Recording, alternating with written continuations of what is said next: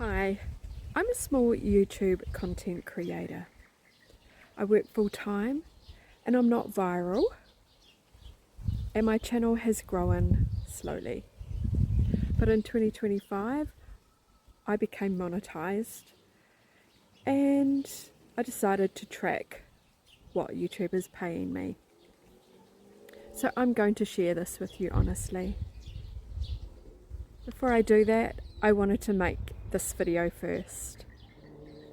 If you're new here, hi, I'm Mal and my channel is about slowing down. So here on my channel you'll see a lot of calmness, you'll see relaxing music videos, diamond painting and unboxing, so hauls like Temu and diamond painting companies, some PR reviews which I've just started getting into.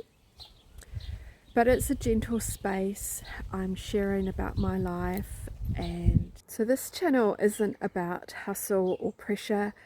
It's about creating space to breathe, create, just to be, especially when life feels full.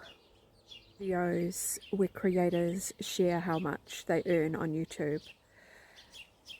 And most of the time, these are really big channels. While these videos can be inspiring, they can often feel far away, especially as a small creator. Everybody's channels are different and everybody's numbers are different. This is my reality. So in my next video, I will actually be sharing what YouTube paid me in 2025. Now this isn't a quit your job story or how YouTube pays my bills story. I'll share how it felt emotionally, because motivation and doubt are all part of this journey. So I'll be answering all your questions in the next income video, and whether you're on a similar path or you are just watching from the sidelines, you are very welcome here. Wondering, is it worth monetizing too early, especially if your subscribers are still low? And how much does YouTube pay?